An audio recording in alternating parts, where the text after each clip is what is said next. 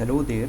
So, welcome you again to the lecture series of probability and statistics, and welcome you again to the TQ Gate classes.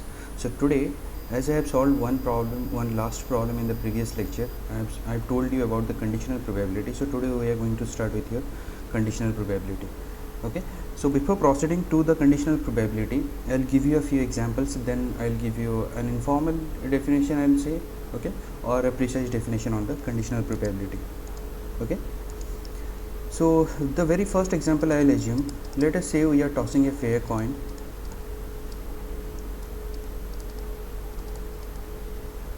twice. Okay, so what happened, the sample space, we know it contains 4 outcomes. You are all aware of this fact. And now what I'll do, let us define an event first. A be an event of getting at least one head.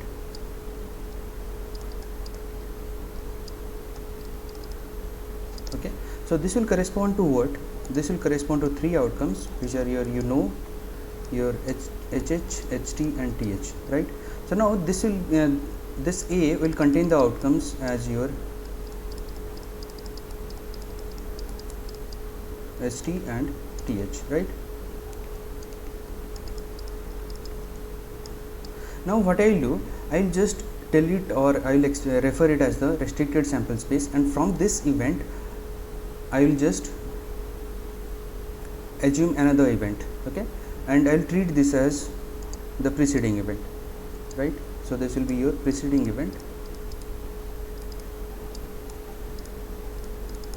and from this restricted sample space, or this is also the restricted sample space, I'll say,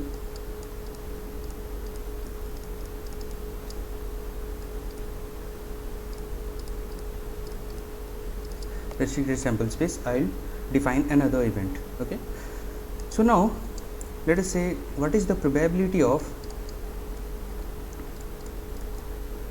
getting exactly one head on either toss? Okay, exactly one head given A, right? So this will be what? This will be referring your HT and TH, so that's why you will get your 2 out of 3. Okay, basically what happened, this 2 is the common outcome between this following event and the preceding event.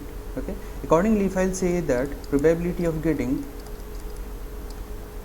2 heads given A will be 1 out of 3. Okay, because it will refer to HH. Okay, only 2 heads on both the tosses, right? So now what are the convenient notations here we assume in the conditional probability? So this is, I have already told that this is the preceding event, that means here A is the event that has already been occurred.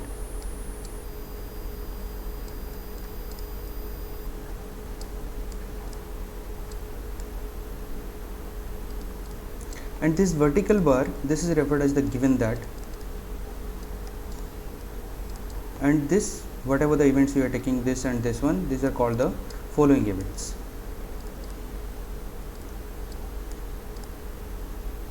Similarly, I can take another structure of the problem. Let us say the second event, second example, as we are tossing, if we'll roll a balanced die once, not twice. So now the sample space, we all know, is will contain 6 outcomes, which is 1, 2, 3, 4, 5, 6, right? So now I'll define a preceding event or an event first, then I'll define events from that restricted sample space, right? So what do I mean? That let A be the event of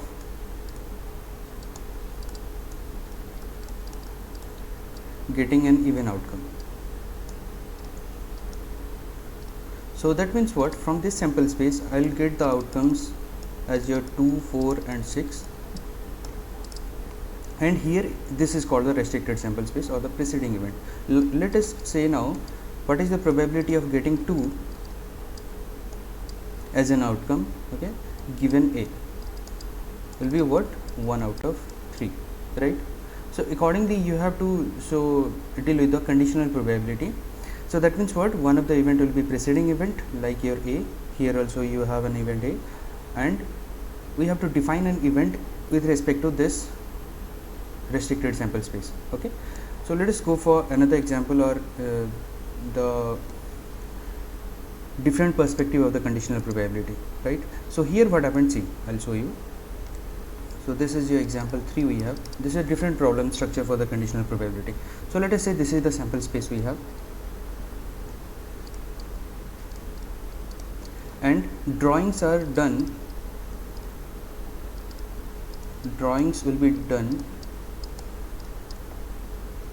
without replacement. Okay.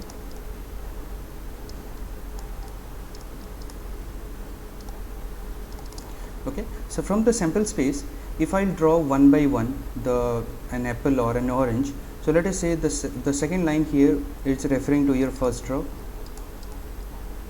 and this will corresponding to your second row, the third line.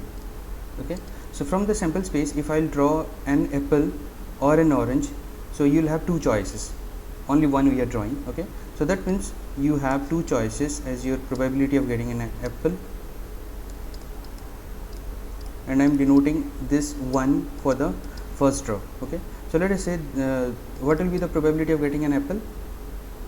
Is a 4 out of 8, right? Because you have 4 apples and the 4 oranges. So in 4 by 8 way, you will get your first apple from the draw. Okay, from the sample space. So similarly, if I go for the probability of getting an orange in first row, so this will again be 4 out of 8.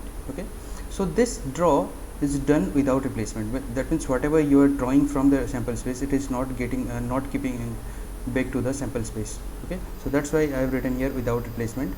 So now what happened, from this first two cases, I can draw two different events. That means from this you have, in the first case, you are left with 3 apples. Okay, so you can see 3 apples and 4 oranges, and we'll split it into 2. That means probability of getting the second row. Okay, so what is the probability of, so here you have the conditional probability will occur. Okay, so that means your probability of getting an apple in second row, 2 referring to the second row, given you have got an apple in first row. Okay, so this will be what, you have only 3 apples here, so you will get your 3 out of 7. Okay, similarly here I am drawing an orange out of this restricted sample space. Okay, so that means this will be your probability of getting an orange in second row given apple in first row. So this will be your 4 out of 7, since you have 4 apples in the restricted sample space again. So this case also can be split into 2.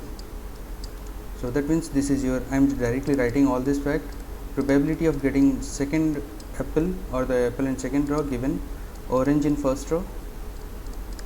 So this will be your 4 out of 7, and in this case you will get your probability of getting an orange in second row given orange in first row.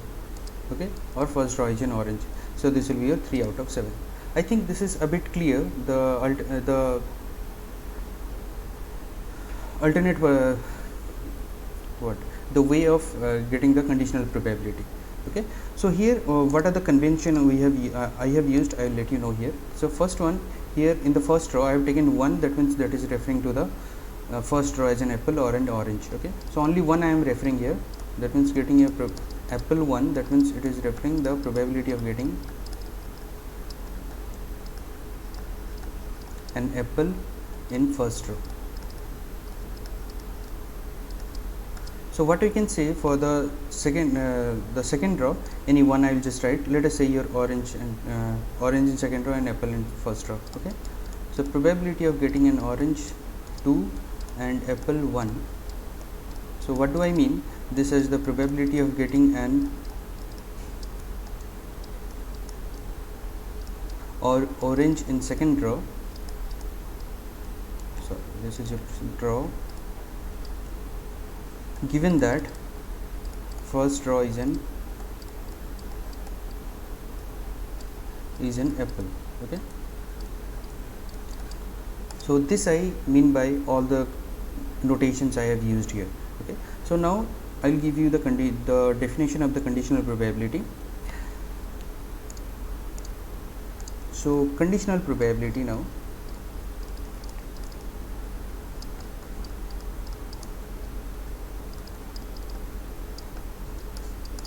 So if A and B are two events related to a random experiment, okay?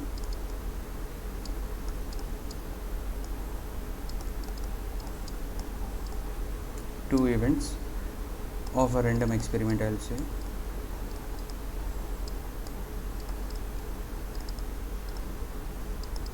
Then what happened? Probability of A with respect to B, okay? So this will be what? We can say this is the number of outcomes common to both A and B.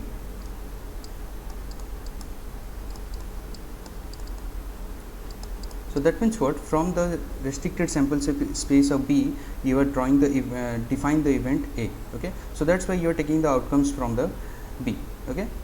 So this is the preceding event we have. So divided by the outcomes of restricted sample of B, okay?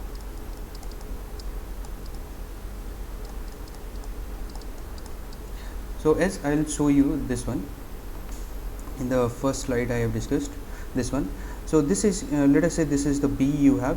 So you have three events, three outcomes from this sample space, and for this event you are getting the common outcomes between this A and this event. That means which is your two, which are corresponding to your heads, tails, okay, heads, tails, and tails, heads. So that's why you are getting 2 out of 3, okay. So I think this is clear for you. So now I'll go for the shorthand notation for this. So let us say this is the outcomes common to both A and B, A intersection B, divided by the restricted sample size, okay. So then what I'll do, I'll just divide the total sample size we have and multiply also, which will create no harm to the expression, right? So that means this part is your probability of A intersection B, and this will be 1 by probability of B. I'll just do the manipulation, okay, and in place of this one I'll write here restricted sample size divided by this the total sample size or the sample of the random experiment, okay. So here I'll get this as the probability of A intersection B divided by probability of B. So provided, what is the provision? We can say that your probability of B can never be 0. Why never be 0? Because B cannot be an impossible event, okay. So if B is an impossible event for a given given experiment, then how can you assume or how can you define an event to an impossible event, okay. So that is the restriction you have to assume, okay. Similarly, what I can say that probability of B given A can be found as probability of A intersection B divided by probability of A. So what is the provision we will take here? So provided your probability of A is not equals to 0. So this is the similar justification as I have told you in the previous case, right? So now we'll go for the multiplication theorem of probability. So multiplication theorems, what it says that probability of A intersection B can be your probability of A given B multiplied by probability of B. So you have two expressions, okay. So multiplication theorem of probability.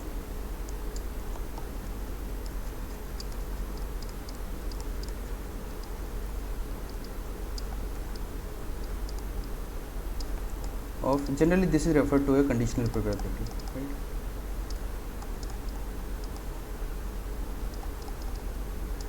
So what it says that if A and B are two events related to a random experiment, of course,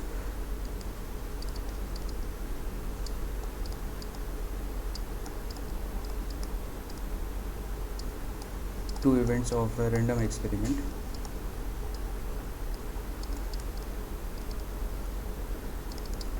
then your probability of A intersection B can be given as your probability of A given B multiplied by your probability of B, okay, provided probability of B can never be 0. Similarly, the second statement is your probability of B given A. sorry, multiplied by probability of A, provided probability of A can never be 0, right? So now we'll go for the independent events and the disjoint independent and the disjoint events, and I'll explain you the multiplication theorem of independent events, right? So what do we mean by the independent events?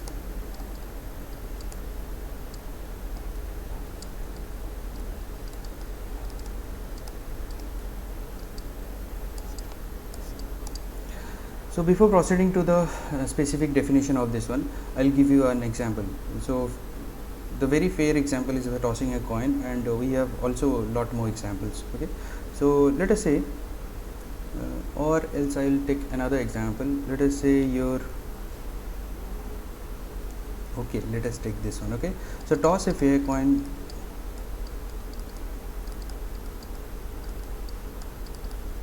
twice. Okay, so you must be confused with the independent and the disjoint events as the same, but they are entirely different. Okay, so if I'll define two different events for this specific random experiment, you can you can be assured what I am trying to say. So if I'll say that A, so we know the sample space is here. I'll write the sample space here. So let us say the sample space here we have the HH, HT, TH and TT. Okay, so for this one word, let us define an event A be the event of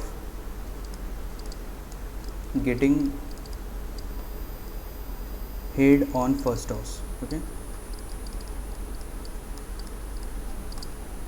and B be the event of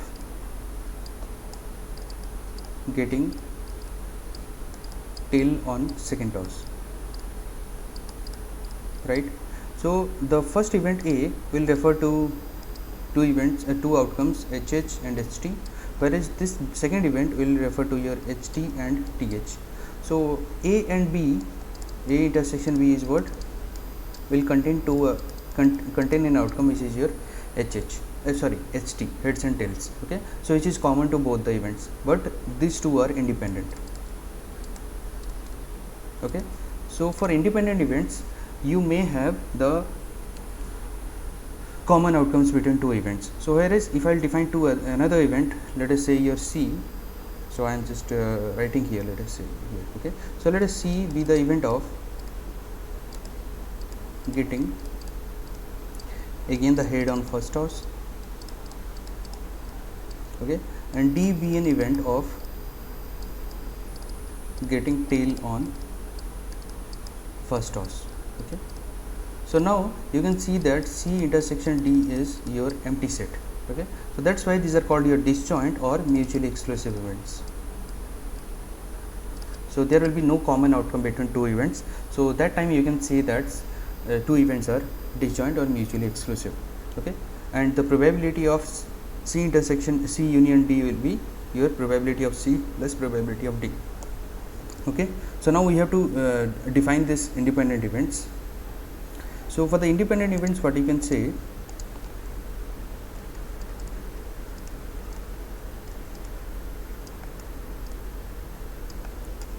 two events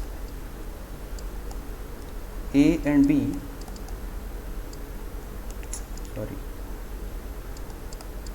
are statistically independent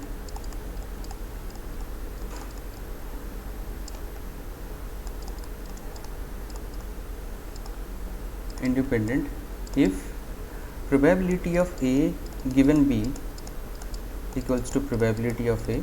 Okay, and similarly I can say that probability of B given A equals to probability of B. Okay, not A. So that means what? In the first one I can say that because we are defining an event with respect to this preceding event. Okay, so that's why what I will say that B has no effect on the occurrence of A,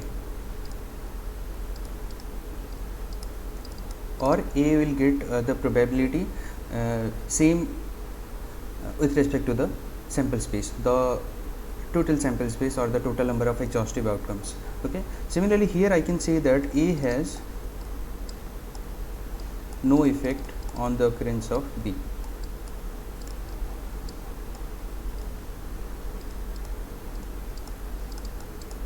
Right, so B will also have the same probability with respect to the total sample size we have, right? So now let us define the multiplication theorem of independent events. So what we know that probability of A given B is what, as per the multiplication theorem of conditional probability, is your probability of A intersection B divided by probability of B. But we know this for the, if A and B are independent, so this will be your probability of A, right? So this implies what, probability of A intersection B is probability of A multiplied by probability of B. That means if A and B are two independent events, the probability of their intersection is probability of A and probability of B, or the product of their probabilities, I can say. So that means this is your multiplication theorem of independent events.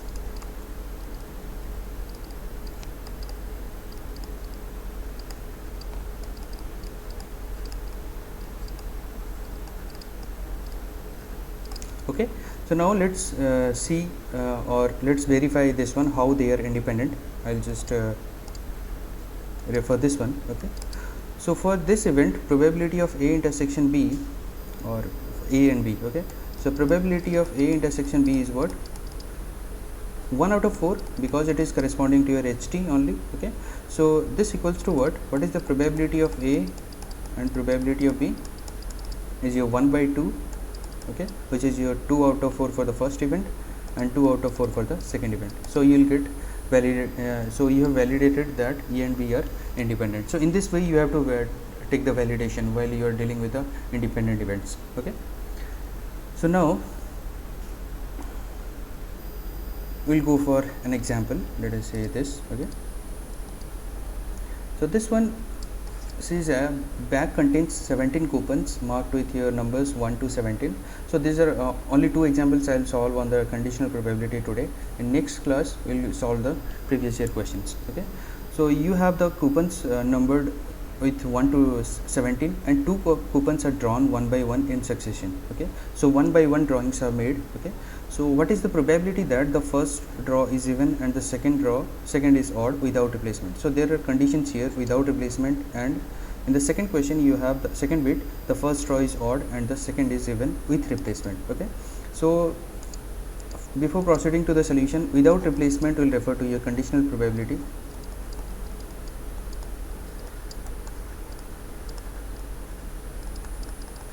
Okay, and this will refer to your independent events. Okay, so let's go for the solution for the first bit. So here it is assuming the even and odd coupons, so that's why we have to find how many odd coupons or the even coupons are here in this set of coupons we have. Okay, so 1 to 17, that means the even coupons are 2, 4, 6, 8, 10, 12, 14 and 16. Okay, so that means you have 8 even coupons and 9 odd coupons. Okay, so that means this is the sample space we have. So one by one we are drawing. So let us go for the first draw, as we are doing for the apple and the orange problem. Okay, so probability of getting an even for the first bit I am going. Okay, so probability of getting an even in the first draw will be your 8 out of 17. Okay, that means this is your 8C1 divided by 17C1. This I mean by only drawing one even coupon from the sample space. Okay, so this is referring to your first draw. You just stick to this convention of writing even 1 or even 2, because this will be much easier to express the conditional probability or also the independent events. So this is done without replacement.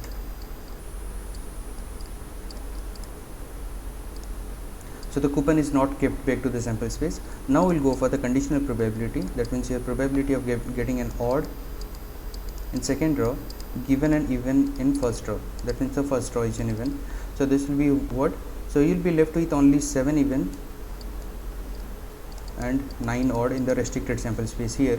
So this will be your getting an odd is 9 out of 16, right? So now this is related to your second draw. So probability of getting So what it says that first row is even and the second is odd. That means if I'll treat it as A and this is B, okay, so you'll get you have to find A intersection B. So it will be what? Probability of getting an even, okay, in first row multiplied by probability of getting an odd in second row given an even in first row, okay. So this will be what? 8 out of 17 and 9 out of 16.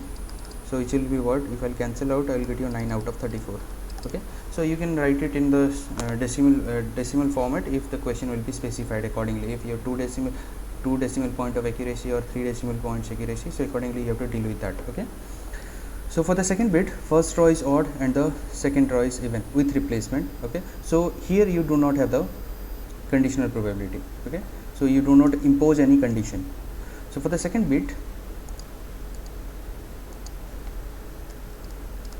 first row is odd, right? So we have the 8 even and 9 odds, okay. So from this we are taking the first row as an odd in first row, so you will get your 9 out of 17 and it is skipping back or it is skipped back to the sample space. So that's why you will get your probability of getting an even in second row given odd in first row will be same as probability of getting of even in second row, okay. So there will be no condition or the imposed condition has no impact on the following event. So this will be what? Again your 8 out of, sorry, not again 8 out of 17, because here in the in no restriction you have your 8 even and the 9 odds only, okay. So this is related to your first row and this is related to your second row, right. So here we are performing with replacement and not without replacement, okay. So this is related to your independent events. So if I'll say here in the notation we are using, so probability of getting an odd in first row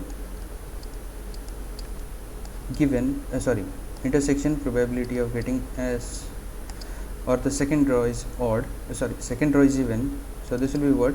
Probability of getting an odd in first row multiplied by probability of getting an even in second row. So which will be your 9 out of 17 and 8 out of 17. So this will be your 72 by 289, okay. 17 square is 289. Fine. So I think you're clear about this kind of questions. So next is the second problem we have. A consignment contains 15 electric bulbs of which 4 are defective, okay.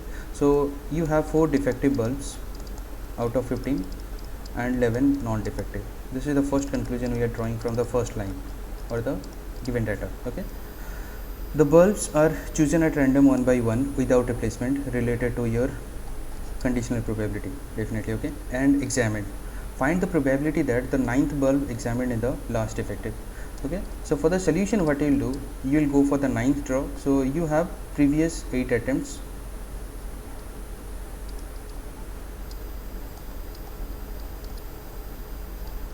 and getting the 9th draw as the, or the 9th bulb as the last defective, okay. That means what? In the previous 8 attempts you must be getting 3 defective and the 5 non-defective, okay. So in the previous 8 attempts you must have your 3 defective and 5 non-defective, otherwise it is not feasible to get the last defective in the 9th draw, okay. So now what you will do, the problem structure will be, or the solution structure will be, let A be an event of getting 3 defective and 5 non-defectives, okay, in 8 attempts or the first 8 attempts, I'll say. So this is referring to your first 8 attempts, okay. So what is the probability of A? So probability of A will be 4C3 and your 5 out of 11C5 divided by, so as you have 15 electric bulbs, you are drawing 8, so this is your exhaustive outcomes, 15C8, okay. So you are done with the preceding event. So now let's go for the following event we have. So let me change the ink here. let us say your B be the ninth bulb examined is defect, is the last effective. Okay, ninth draw as the last effective. Okay, so that means what? The probability of B given A. So this is the preceding event, otherwise you cannot get the last effective in the ninth draw. Okay, so this will be what? So how many bulbs you are left with in the sample space? So out of 15 you have drawn already 8. Okay, so you have already drawn your 8, so that means you have only 7 bulbs and one defective is left there. So the probability of B given A will be 1 out of 7. Okay, so now the question asks that the probability that the ninth bulb examined is the last effective. So that means so it is asking you to find the probability of A intersection B. Okay, because first of all you will get this previous 8 attempts or the previous 8 draws, then the ninth draw. Okay, so that's why this is asking you to find the probability of A intersection B, which is your probability of A and probability of B given A. Okay, so which is your 4C3 11C5 divided by your 15C8 and multiplied by 1 out of 7. Okay, so now let me find the solution of this one. So I am using the calculator. 4C5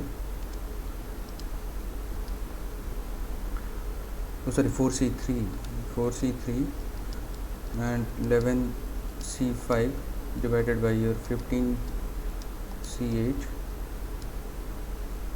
and here I will take so this is your 8 out of 195. Okay, and in decimal this will be 041. Up to 3 decimal points of accuracy I have taken. Okay, so this question can be twisted in many ways. Okay, so what I can say that so in your you take an assignment for this one. Okay, as what is the probability, or find the probability that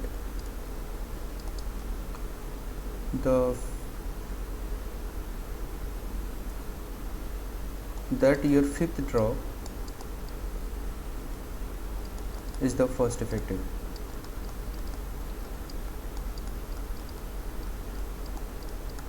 You try to solve this one and let me know in Telegram if you will have access to the Telegram. Okay, so that to find the probability that the fifth draw is the the first effective we are assuming. Okay, so in the previous 4 draws you are taking the non-defective, only one you have to draw at in the fifth draw. Okay, so this is the again the probability of previous 4 attempts intersection the fifth draw. Okay, so you have to define the events accordingly, not as we have done here directly. Okay, so this is it for today, and in next class we will solve the previous year questions related to your conditional probability, and you try to solve as many problems you can, and thanks a lot for your patience, and wish you all the luck.